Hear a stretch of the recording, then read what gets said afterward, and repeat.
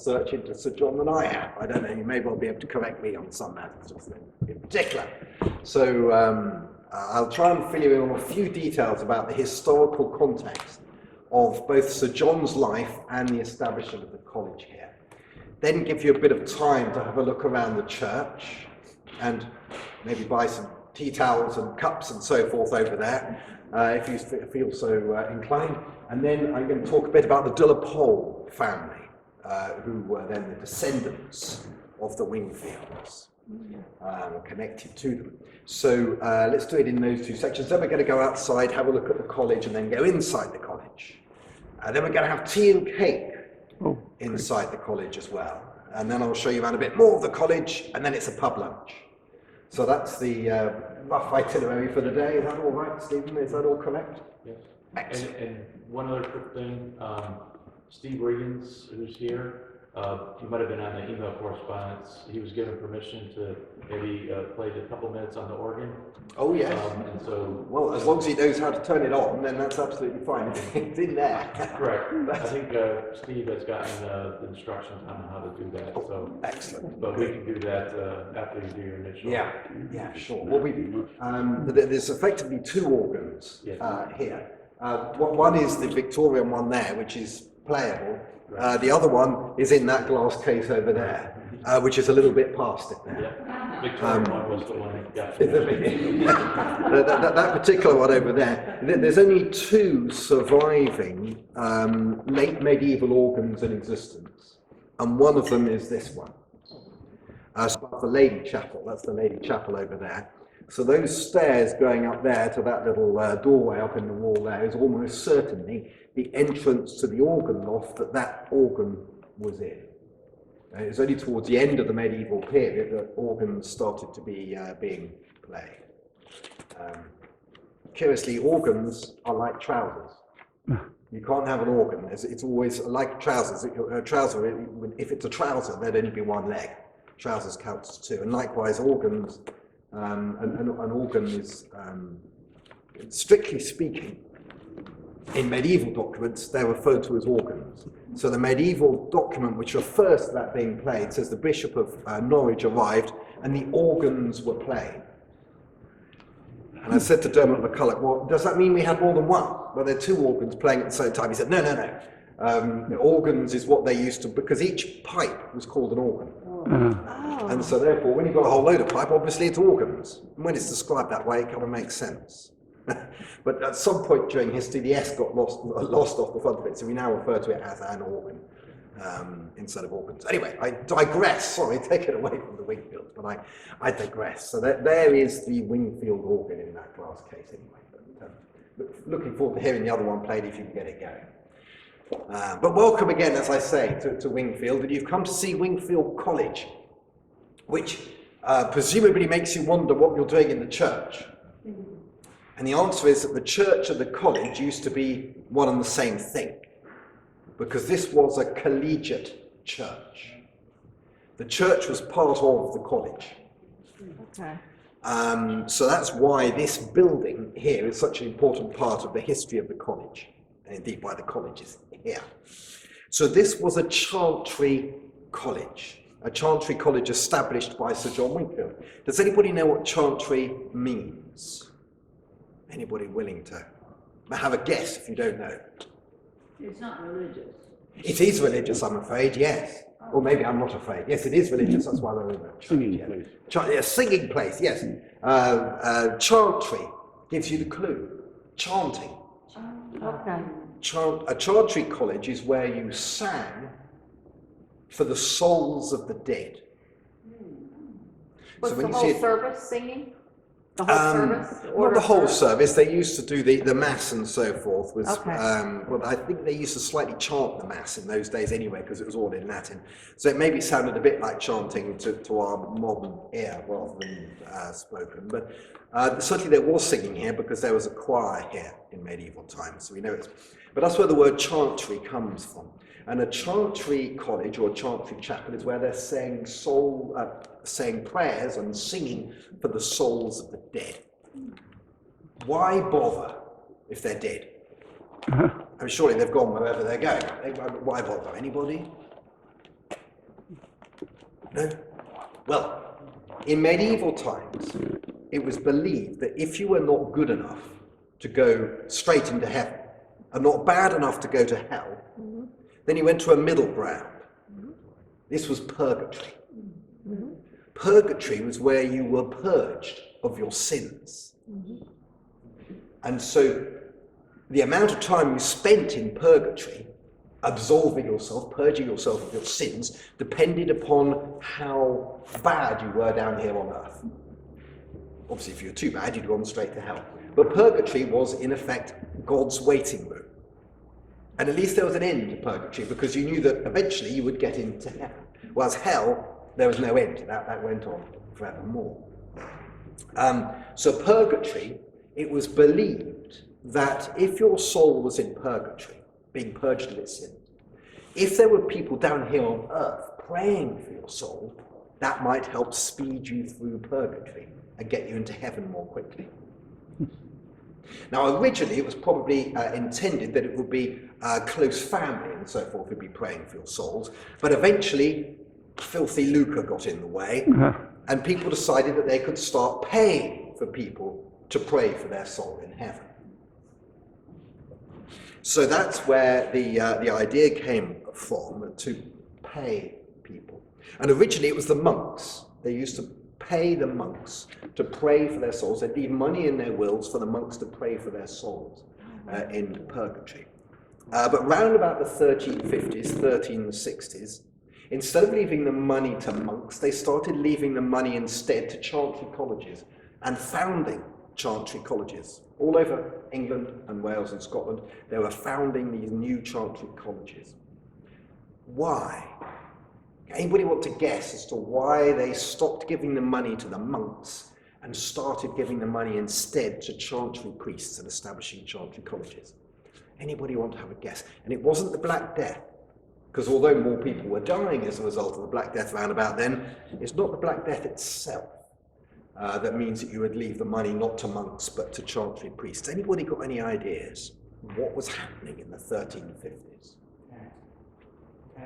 Taxation, not particularly, no. I think they were both treated the same way, I believe. No. Accountability? Accountability. Well, there was an element of that. That's not something I've heard suggested before, but you're actually right.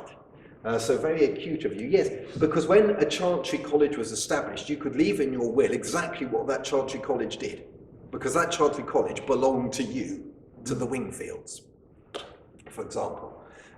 So therefore you could specify what they wore, when they worshipped, what was said, and all the rest of it. Whereas the monks, you'd probably be added to quite a large list of people they were praying for, quite a lot of benefactors, people you were looking after. So yeah, within the monasteries, you would be one of a list of people, whereas here, Sir John would be top of the list. Well, actually not quite top of the list. Who was probably top of the list? The king. Yeah, the king's top of the list. The king and then the king's son, the Black Prince, would be right up there at the top. But after that, the Wingfields and the Wingfields' descendants and so forth. So yes, accountability, good point. Although that wasn't actually the answer I was looking for, but you're right. But any other reason why you might suddenly stop giving money to monks? Less monks. Fewer monks. No, we had plenty of monks at the time. It wasn't quite that, no. Go in coffers of the church, or Into the coffers of the church. No, we're getting a bit warmer here. And it slightly reflects upon what's happening at the moment. Because what's happening at the moment, you may know, is our general election, which was called as a result of Brexit. Brexit is Britain separating from the European community. So the money was going to Rome. Not quite Rome, much worse than that. The government. France. Oh, France. Oh. It was believed that the money was possibly going to France. And the reason why is that all of the monastic houses had their mother houses in France. So the Cistercians and the Franciscans and so forth, those big mother houses were in France. And it was believed that if you left money to the monks in your will, some of that money might go back to France and help fund the French war effort. Because from the 1350s onwards, we were at war with France. So that's why chantry colleges were more patriotic. In effect, it was British jobs for British priests. That kind of thing. A bit like a certain president at the moment saying, America first, jobs for America, and so forth.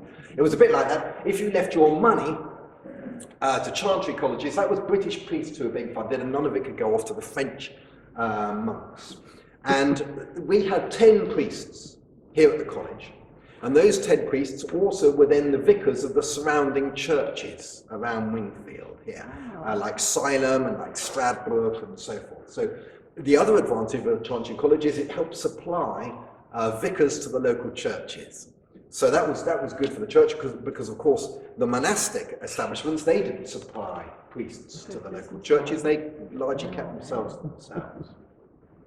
The other thing that Chantry colleges did is they often had schools or hospitals or almshouses attached to the Chantry College. Now the reason for that is that all of those things were of course charitable. Education, a charitable activity. Hospitals, looking after the sick, almshouses, looking after the older generations, all of these things are charitable. And if charitable things are happening down here on earth, in your name, and as a result of your will, then hopefully it's going to speed you up through purgatory again and get you into heaven more quickly. So that was the thinking behind why Chantry colleges had a lot of charitable activity going on in them. Sometimes more charitable activity in the monasteries, in fact. Because the monasteries, in fact, didn't do that much education outreach work to the rest of the community. They tended to educate themselves. And likewise with the hospitals, the famous hospitals in monasteries, well, largely they were looking after fellow monks. They weren't reaching out to the community in the same way that the Chantry colleges were. So lots of charitable activity happening here as a result of the will of Sir John Wingfield. Wow. So that's good to know. There's all that stuff happening because of Sir John. I don't know how much you've already been told about Sir John Wingfield. You probably know lots and have read the book and all the rest of it. But I'll sketch it in very briefly because he left a lot of money and a lot of land in order to build this church and to put 10 priests and lots of schoolboys in a large college just down the hill there, which we're going to look at, which implies that as well as possibly being pious, he also had quite a few sins to potentially atone for up in purgatory. Wingfield? Now, far be it from me to speak ill of the dead, but I do have some letters here from Sir John Wingfield, which may explain why he thought he may have some time to spend in purgatory. Because these are letters written from Sir John Wingfield to the Bishop of Winchester, and they're being written from France, because he's in France fighting the French. And he says, "You'll be glad to know that my lord has raided the county of Armagnac." Now, when he refers to my lord there, he's talking there about the Black Prince, because the Black Prince was the son of Edward III, King Edward III. And it was the Black Prince who was leading this attack into southern France. And Sir John is there fighting with him. And he says he's raided the county of Armagnac and taken several walled towns there, burning and destroying them. And then he went into the Viscounty of Riviere and took a good town called Plaisance, the chief town of the area, and burnt it and laid waste the surrounding countryside. So considerably less Plaisance after he'd finished with it than when he got there, by the sound. So look, this letter is just a list of big towns being destroyed by Sir John and the Black Prince and their men. He went into the county of Astarac and took several towns and had them burnt and destroyed, and the countryside likewise. Took the chief town called Samartin, which is as large as Norwich. Entered the county of Lille, took some of the walled towns there, and had a number of good towns through which he passed, you guessed it, burnt and destroyed.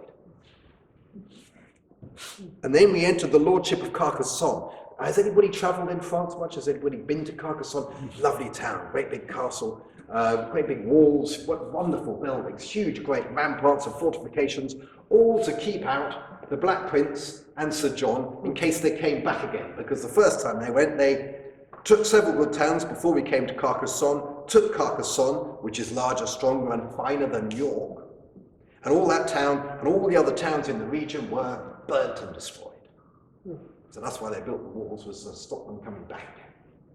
So, why is Sir John explaining in so much detail about the burning and destruction and so forth? Why does the Bishop of Winchester want to know? And the answer is that there was an economic reason for this burning and this destruction. And as the letter goes on, we'll also find out exactly who Sir John Wingfield really was. Because it says here, for the countryside and towns which have been destroyed in this raid produced more income for the King of France in aid of his wars than half his kingdom. And that's without the profits and customs which he takes from the town of Poitou, as I could prove from authentic documents found in various towns in the tax collectors' houses. Now this is odd. We think of him as a soldier, and he's shown on his tomb over there, which we'll see in a moment, in his armour. But why is he tracking down the tax collectors' houses? And why is he reading these authentic documents? And the answer is that Sir John Wingfield was the accountant, the business manager, the money man, and the administrator for the Black Prince himself. Oh, wow. He arose from being a relatively minor landowner here in Wingfield. He owned a minor manor called Fumbles, which is up on the hill, now the site of Wingfield Castle. But in those days, a minor manor, not the main manor was down there, now underneath the college. It was a minor manor. And he rose from being a local landowner to being one of the most powerful men in England at that time, because he was managing the estates and the fortunes of the Black Prince, all the way from Chester, right the way down to Cornwall, and even Aquitaine in France, which the Black Prince also had land in. And Sir John Wingfield ran the whole lot. A very able business manager. Apparently his seal on a document to do with the Black Prince's estates was as important as the seal of the Black Prince himself. Sometimes there is evidence that Sir John even countermanded the decisions of the Black Prince if he felt they were against what was in the best interests of the estate. So obviously a very powerful man, and a man very trusted by the Black Prince, who was, of course, the heir to the throne.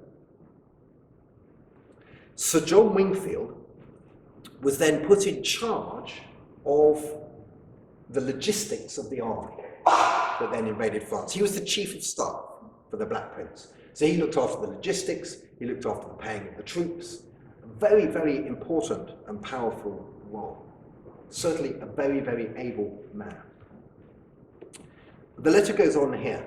For Carcassonne and Limoux, which is as large as Carcassonne, produce for the King of France each year the wages of 1,000 men at arms and 100,000 old crowns towards the costs of the war. According to the records which I found, the towns around Toulouse, Carcassonne and Narbonne, which we destroyed, produce each year over and above this 400,000 old crowns as war subsidies.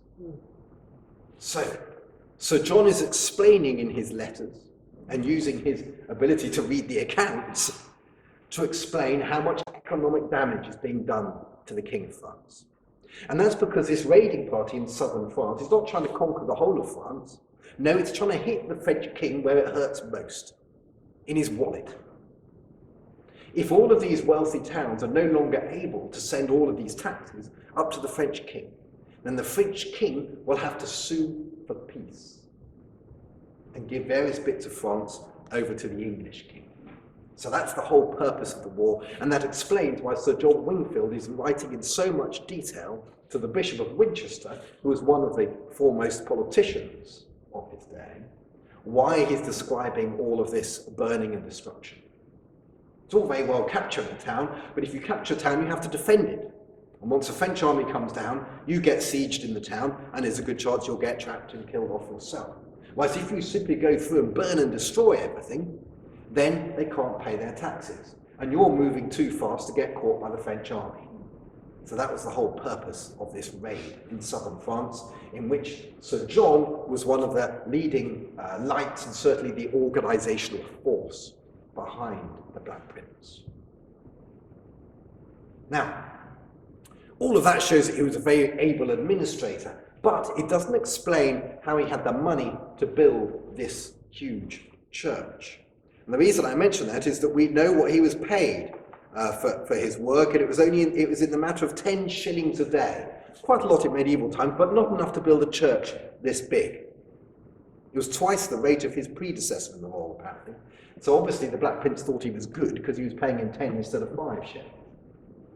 But doesn't explain, even on 10 shillings a day, how you would pay for this lot and the college down there, and the lands which were then given to help continue to pay for the salaries of the priests. No, the story behind that is in many ways more sinister, because the way that you made money in fighting against the French was to capture French nobles in battle and ransom them back to their families. Ransom money. Now, at one of the battles, Sir John Wingfield managed to capture 3 French nobles, including, I believe, the Count of Anjou. And he brought those nobles back here to England in order to negotiate the ransom, so that the families back in France would then have to pay the ransom to get the heads of their families back again from the English.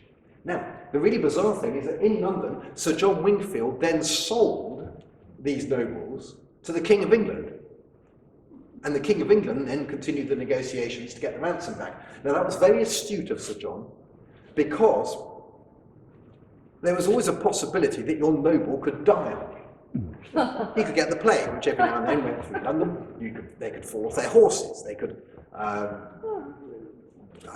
eat the wrong food or something. So there was always a chance your noble could die on you, and money in hand was better than a dead noble, because once they're dead, of course, there's no point getting the ransom back.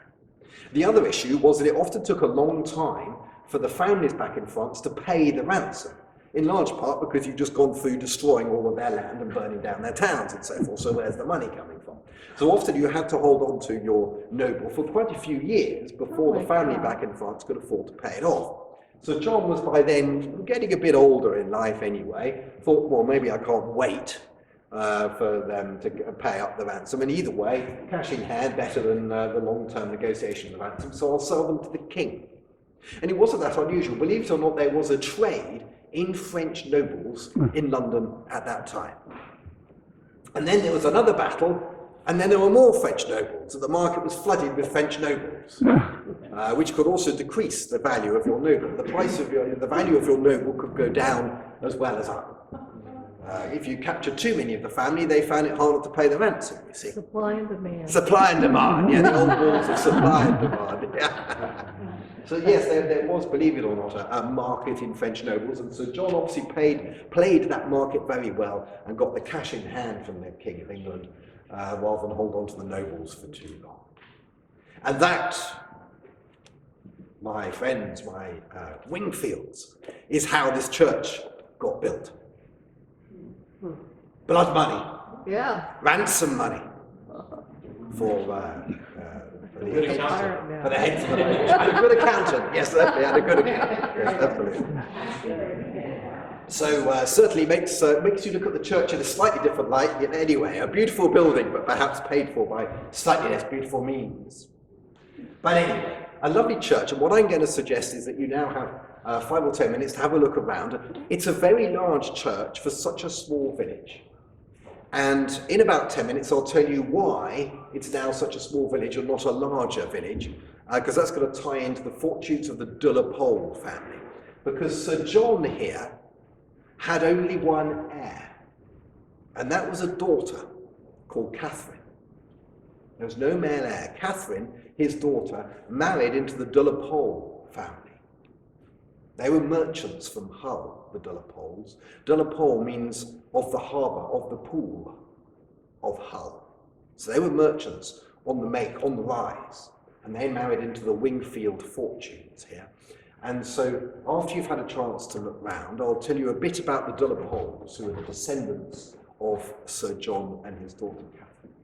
But such a large church for such a little village, so therefore if you feel as though you would like to buy some cards or a tea towel or a cup to take back with you, then please do.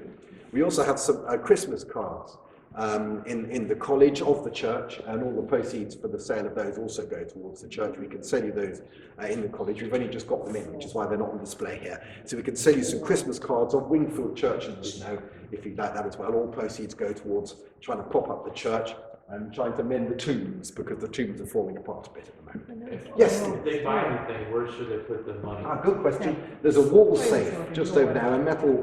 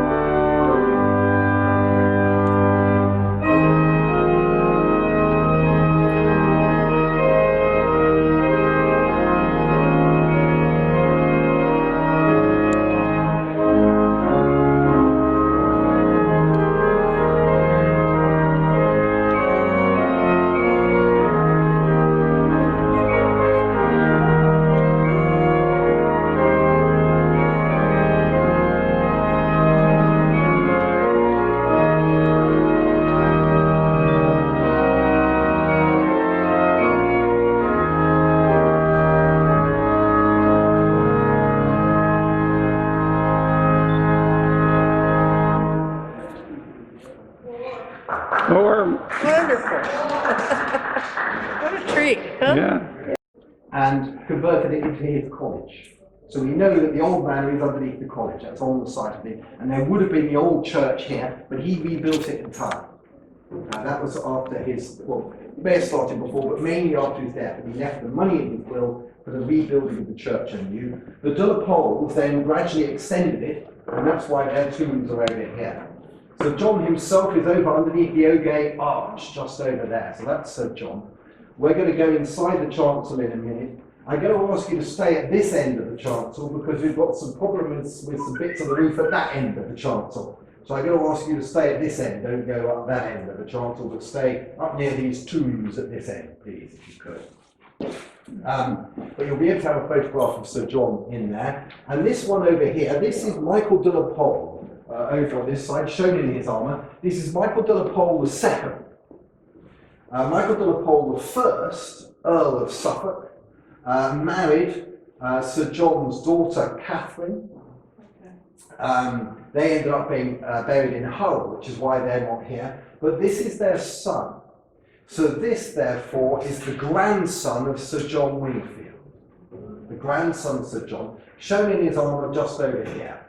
Michael de la Pole, the second Earl of Suffolk. Now, Michael was therefore the son of Catherine Wingfield. Michael's shown here in his armour, but I'm afraid he didn't die in his armour. He died of dysentery. He died of the runs. At the siege of Harfleur, more English soldiers died of dysentery than died fighting the French. And the reason why that was that they besieged the town of Harfleur, but the campsite was in low marshy land and apparently in sanitary conditions, and they got ill, and sadly, Michael de la Pole here died of dysentery. Now, to get his body back here to be buried, they cut him up and parboiled him, partially cooked him and put him into a barrel. So he actually came back here in a barrel. The reason why was to stop him going off on the way back. So somewhere underneath this tomb are the partially cooked, cut up remains of Michael de la Pole, the grandson of Sir John Wingfield. What a way to go. What a way to go, yeah. To die of the runs and then be cooked, I never we know that was the case because his son, William de la Pole, accompanied him back here in the barrel. He too got dysentery, but he managed to get back here and have a change of diet and surroundings, and William de la Pole survived. But Michael here didn't.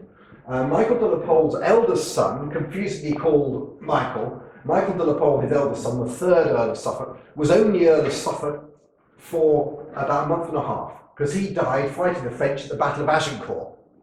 Now that shows you quite how unlucky the de la Pole family were, because only 2 English nobles died at the Battle of Agincourt, and one of them had to be a de la Pole. So they were an unlucky lot, the de la Poles. I don't think it was the Wingfield inheritance. I think the de la Poles just appeared to be, well, unlucky at one level, but very powerful at another, because they were merchants. They'd risen up to be very powerful. And if you were a merchant on the make and you were an Earl of Suffolk, as this chap was, how did you make yourself more aristocratic, better respected amongst your fellow aristocrats? You Well, marry one. you marry one, and this is one. This is Catherine Stafford, and the Staffords were posh. They were aristocratic. They were blue bloods from a really good line, the Stafford family. And in fact, the symbols up here on the arch show that marriage. If you look at the angel corbel up here at the top of the pillar, you can see the angel. And just about that is what appears to be a lion with its tongue hanging out. That is a polecat, a dullapole cat. They like to play on words, so that's a dullapole cat there. And the next symbol up there, does anybody know what that symbol is? It looks like a knot. A marriage shelter. It's not quite as old as the Celtic knot, and it doesn't mean marriage as such, but it's a good guess though. The marriage is a good idea. Yeah, pretzel, it does look a bit like a pretzel, yeah. I'm thinking of food again, Steve. Yes. But no, it's not a pretzel, I'm afraid. It is a knot, and it was the symbol of the Stafford family. And Staffordshire to this day has as its symbol the Stafford knot. So the Stafford family had their symbol as a knot. Now, no prizes to my current audience of guessing the next symbol up. Which family does that represent? The Wingfields. So that symbol there of the wings is, of course, the crest of the Wingfield family. So that arch is in stone, and the arch behind it as well, is in stone, celebrating the combination of the Wingfield family with the Dullapole family with the Stafford family here. This is Catherine Stafford just here, Michael on the other side. And of course, the shields around here would in medieval times also have been painted with the coats of arms of those different families. And when we go into the charts, you can look up in the glass and you'll be able to see in the glass up there are the Wingfield coat of arms and also the Dullapole coat of arms. The Dullapole ones are 3 gold Dullapole cat heads against the blue background, and the Wingfield arms, well, I don't need to tell you what the Wingfield arms look like, you all know those ones. The 3 white wings on the red strip at an angle, and you'll see them up there in the glass, and that is medieval glass up there in the east window. Proper medieval. And these are the shields with the straight across versus the. The wings are an angle. Usually the Right, but what I'm talking about is the shield itself. Yes. It's straight across, unlike what we do in America, which we do you this. do the escallions on the This top? one. Yes, yeah. Yeah. No, all of ours are straight across. Yes, Yeah, that's right. notice that they're straight across. Yeah, that's And right. then they I come think they back all to were the in right. medieval times. I think they were all straight across. Yeah. I just learned that.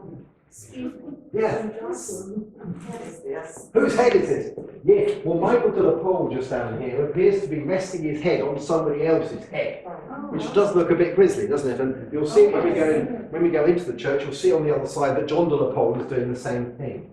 Well, the reason why is that the de la Poles had on top of their helmets the symbol of the Saracen's head.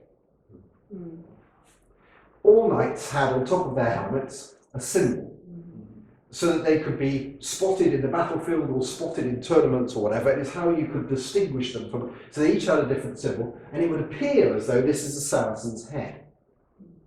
Oh, yeah. He has what we would tend to refer to as a Jewish nose, the bump in the middle of the nose, which was also considered to be a sign of the Saracens and the men of the Middle East at the time. Now, the confusing thing is why the Dullapoles had a Saracen's head as their symbol, because in actual fact they were too late to be fighting on any of the main crusades. The main Jerusalem crusades had been long gone before the Dullapoles rose to prominence. But Michael de la Pole here did fight on a crusade. He went on a late and largely forgotten Balkan crusade. There's a crusade to the Balkans, and he went on it with Sir John of Gaunt. So Michael de la Pole II did fight in a late crusade, and that may be where he got the right to have the symbol of the Saracen's head on his helmet. So really, Michael and John over there were resting their heads on their helmets, but on top of their helmets is the symbol of a Saracen's head. Now, to give you a clear idea of what that would look like, if you look over there, halfway up the wall, you can see the head again, and there it clearly is on top of the helmet. Now, that's a wooden helmet and Saracen's head, which is a copy of the army of John de la Pole. It was almost certainly on his coffin when it was brought in, and instead of having his real armour on the coffin, they had a fake set of armour, a wooden set of armour which had been painted, and that would appear to be the surviving part of the wooden copy of his armour which came in on his coffin of John de Wingfield. We'll see it there in a moment. Was this side of the chapel built later? Was it part of the original? It was extended later. Okay. But this is the Lady Chapel. It originally ended round about where you're standing over there. It originally ended at that point, and it then got extended by a couple of bays. Okay. Or it may have ended here. We know that this tomb got moved. It used to originally be either here or there. Okay. And then it got moved up here. The reason why is that Alice de la Pole, one of the later de la Poles, paid for the church to be extended. Okay. And Alice paid for that window to be taken down and then re-erected there. So the whole thing got knocked on by one bay. You're talking about Alice Charles? Exactly. Yeah, she's the one who paid to have it extended. So originally it was a bit shorter, and then she made it longer. So the bit we're standing in, there would always have been a Lady Chapel, but it would have ended earlier, and now it's been extended back a bit further. So John used to be next to the altar, you see. He used to have the prime position next to the altar. It's just that the altar's moved back, and he's still in the place that he was in before. And you can see a squint. A squint is a little window which used to be used to make sure that you could see the altar. The squint in there lines up to where the altar used to be, rather than where the altar is now. Okay. That makes a lot of sense now, because I was kind of curious, since he had this built, why wouldn't he have been in the center? Why wouldn't he be in the prime position? Yes, a good point. Exactly so. And it's because the church subsequently got moved backwards. He got left behind. Okay. His descendants decided to put themselves there at the front. Okay. Now, William de la Pole was the son of these two here, and therefore the great-grandson of Sir John Wingfield. William de la Pole continued fighting the French and was very successful, like a lot of the other de la Poles. William de la Pole ended up being leader of the French of the army against the French, the leader of the whole English army against the French at the Battle of Orleans, the Siege of Orleans.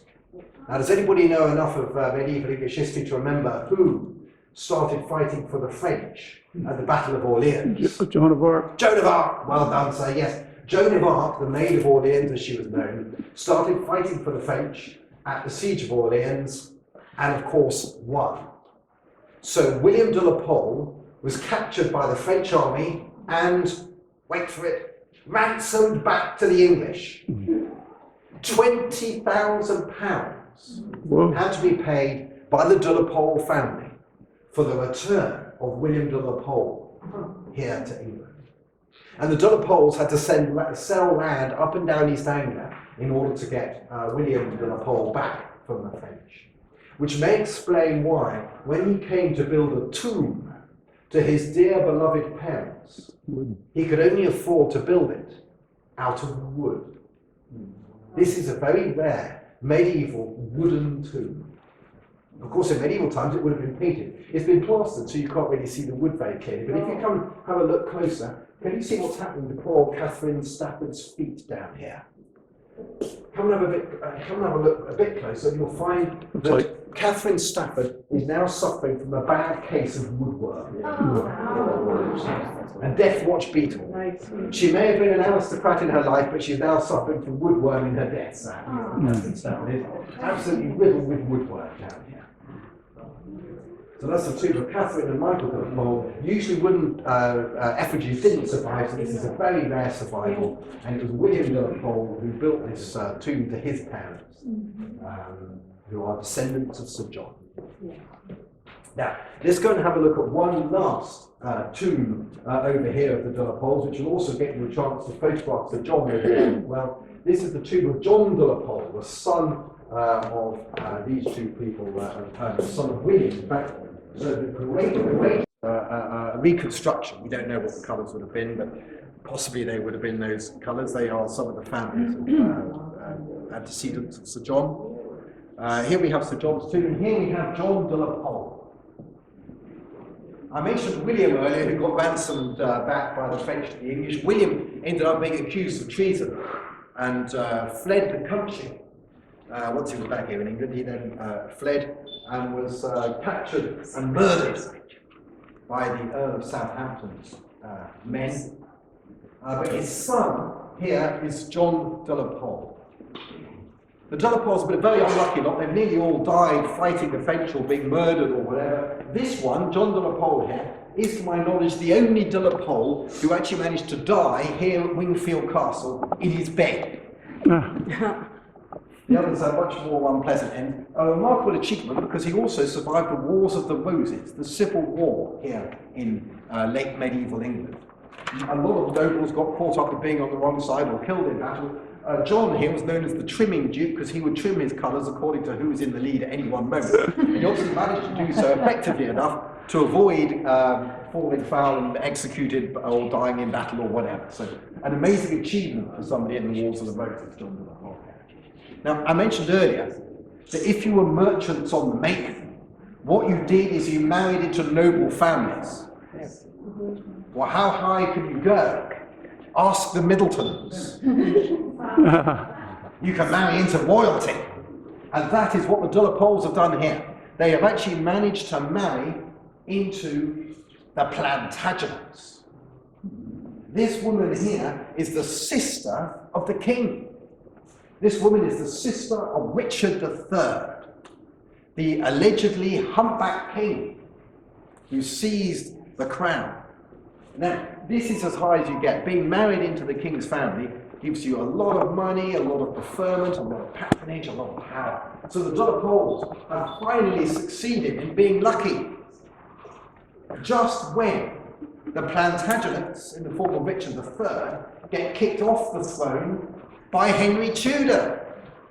Trust the de la Poles, they have managed to marry into the royal family just in time for the Tudors to take over the throne of England. Now, the Tudors, of course, won the Battle of Bosworth Field. And this was where Richard III seized, Richard III was defeated by Henry Tudor. Henry Tudor seized the crown, but it wasn't the last battle of the War of the Roses. The last battle of the War of the Roses was in fact when their son invaded England at the head of a French army, because their son had a better claim to the throne than Henry VII. Henry VII was the bastard son of the bastard son of John of Gaunt, who was actually only the brother of the king in the first place. So these guys, their sons, well, of course, Elizabeth here is a Plantagenet, and their son, the Earl of Lincoln, was actually declared heir to the throne by Richard III himself.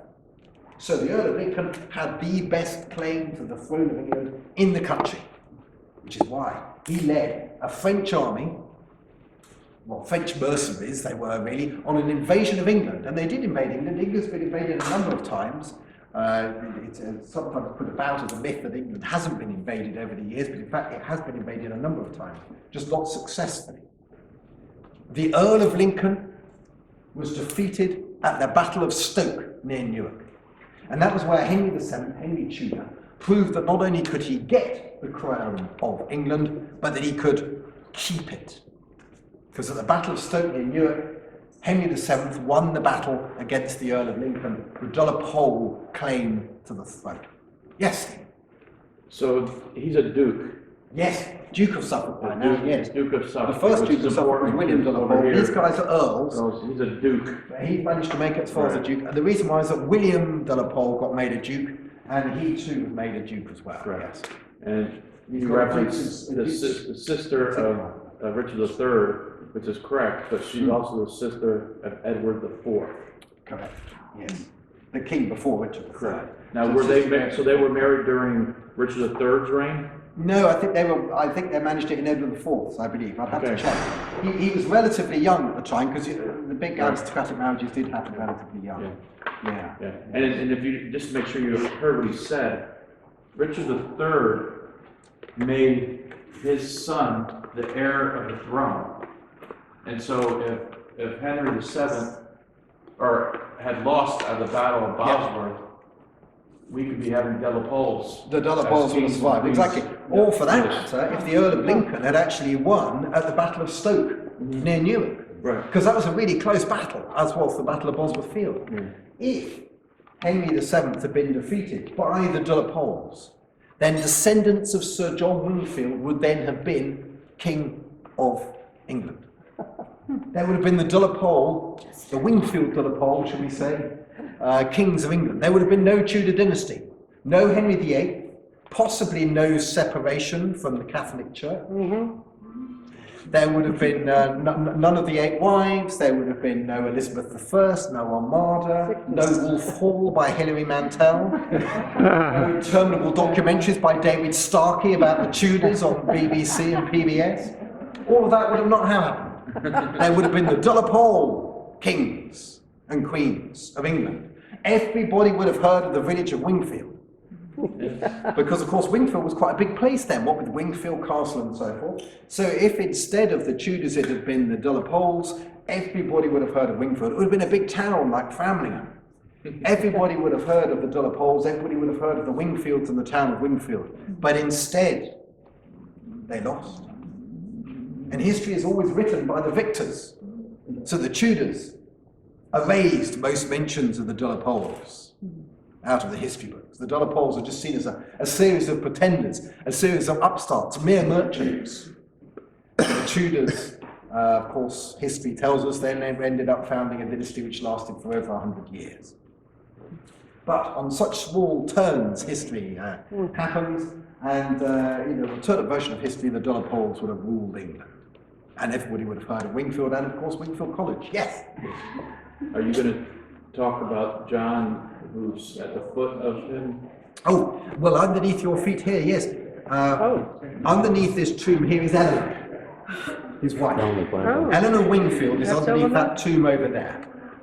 She came from she was the daughter of the Glanville family, who were quite aristocratic themselves as well. And there would have been a brass indent in here, in this tomb here, of Eleanor. So she's been buried next to her husband, Sir John Wingfield.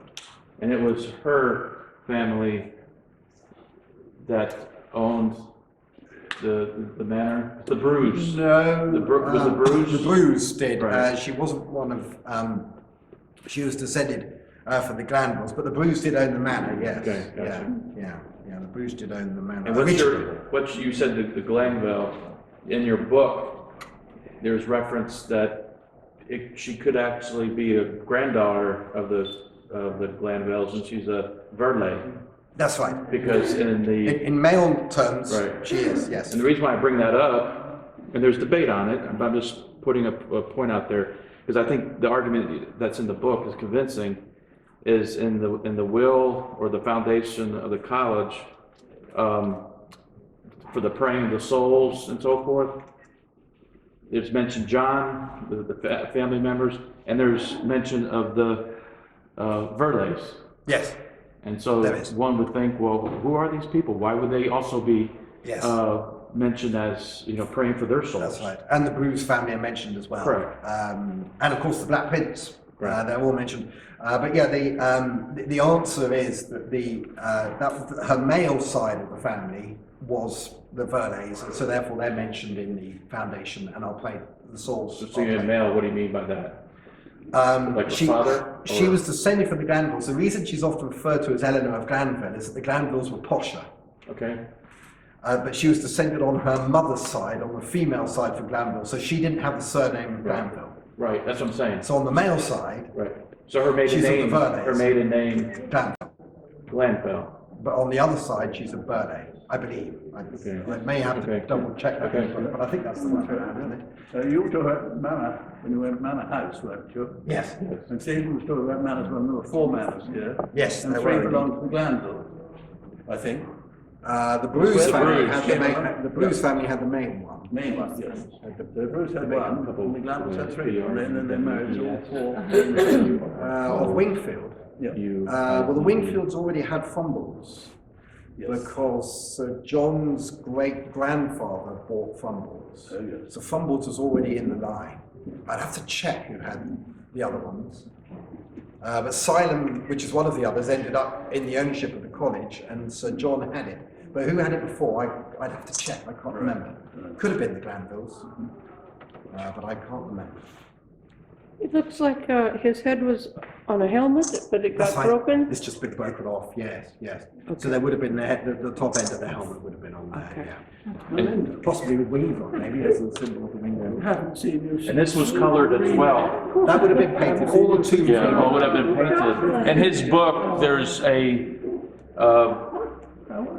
picture of this, that of what it likely would have looked like in color. And so it was very colorful. I've never been here before. This is my first and only. Now, ladies and gentlemen, what we're going to do now is that we have tea and cake waiting for us in the college. So what we're going to do now All right. is, time, unfortunately, and we need to get to the pub by 12:30. But what I'm going to do now is lead you down through the end of the church, down to the college, and into the medieval Great Wall of